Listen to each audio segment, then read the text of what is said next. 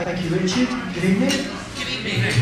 It's good to be with you. Just chatting to a Newcastle supporter in the toilet. It just made me realise, as a Leeds supporter, I do know a bit about suffering. Newcastle have suffered, but they're on the up. When you've got mates who send you texts like this, who needs enemies, your network provider has altered call charges. The uglier you are, the cheaper your calls. From now on, your calls are free. I would have called to tell you, but calls are now costing me a fortune.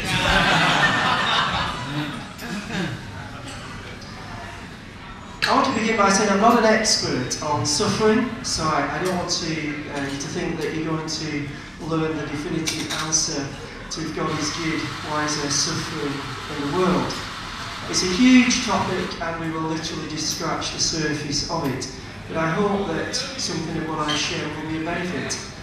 I looked in the dictionary to find out what suffering means, and this is what the Oxford Dictionary gave as a definition. Undergo, experience, be subject to pain, loss, grief, defeat, change, punishment and wrong. On a personal level, is there anybody in this room who has not suffered? If there is, put your hand up. That's interesting, isn't it? Every single person has suffered, and that means that the title is correct, because the title assumes that there is much suffering in the world. If this room is anything to go by, then that is a correct question to ask. I want to start from a very personal perspective, and the main area that I've experienced pain, and deep pain comes in different forms, doesn't it? And some of you sitting there will have experienced deep pain in areas that I've had no experience of whatsoever. And this area that I've suffered might not be an area that you have, but it touches everybody at some point. The main area that I've suffered deep pain is through bereavement. The grief of loss. And well, when I was 17, my 18-month-old niece Susanna was run over by a bus and died in hospital that night. And that was kind of my first taste of death that you could say was early in a person's life. When I was 21, my dad suffered a massive brain hemorrhage and was unconscious, and 3 weeks later he died. When I was 28, my 10-week-old little baby girl, Abigail, died after sustaining injuries in a car accident. When I was 45, my wife died of cancer after 4 years of constant pain or chemo. She had the chemo, the pain went. When the chemo wore off, the pain came back. And that was 4 years. Cancer of the sacrum, the ovaries and the liver, secondaries from a bowel cancer that was 6 years prior to her dying.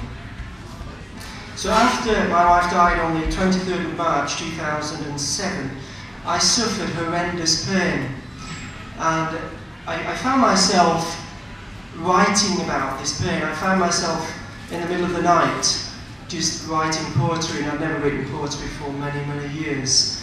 And I just want to share with you some of the things that I wrote. Eventually put it all together. I'm just going to read some very short excerpts from it in a way, and they're not necessarily as they were written in order, but the first chapter that I want to take some aspects from was called Hurting Like Hell. I was not prepared for the excruciating pain that was about to invade my heart. 2 or 3 days before Caroline died, I lay beside her, looking at her totally unresponsive body, knowing that without a last-minute miracle, she would soon be leaving me. I tried to imagine how I would feel, dredging my memory to recall the feelings following my father's and daughter's deaths. Years had dulled the memory, but I knew the pain had been very great. I was totally unaware that for me, it would be a different intensity of grief, which would invade every dimension of my life with insatiable intensity. The day Caroline died, a neighbour whose wife had passed away many years ago looked into my eyes and said, "I know how you feel." I gazed back into his eyes in order to discern if his words were really true. I sensed that, yes, he did know. His eyes were proclaiming, "I've been there, and it hurts like hell." The agony was unrelenting, 24/7. I felt as if my heart had been placed in a vice and tightened to almost bursting point. It was no surprise to read that in the first year after losing a spouse, you are 10 times more likely to die than those who have not. I firmly believe that if I'd been elderly, frail or very ill, the constant intensity of pain would have killed me. Thomas Holmes placed the death of a spouse at the top of his stress scale, allocating it 100 points, 27 ahead of the second highest cause. Excess of 200 points is very detrimental to our health. I suspect that the constant pain was the direct cause of my insomnia. For the first 2 months, I woke anywhere between 1:30 and 4 a.m. with no possibility of going back to sleep.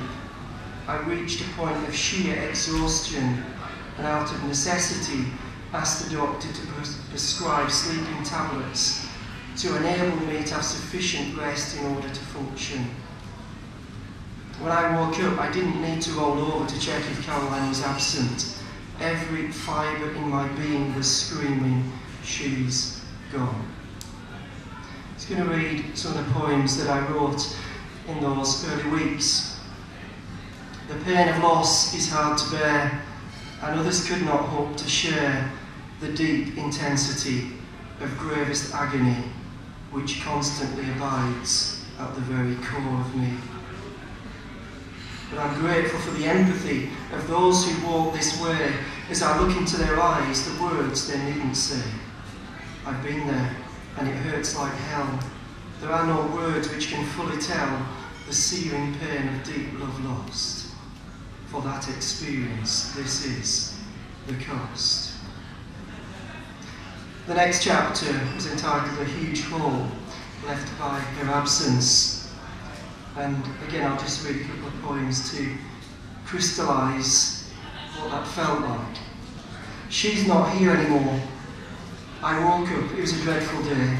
In the bed I couldn't stay. She's not here anymore. The pain, it reaches to my core. I've never felt such hurt before. My heart with grief and anguish tore. She's not here anymore.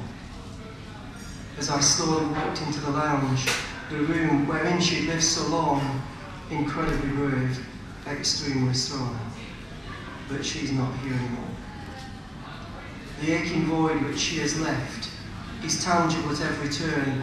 Bereft is how I truly feel, for she's not here anymore.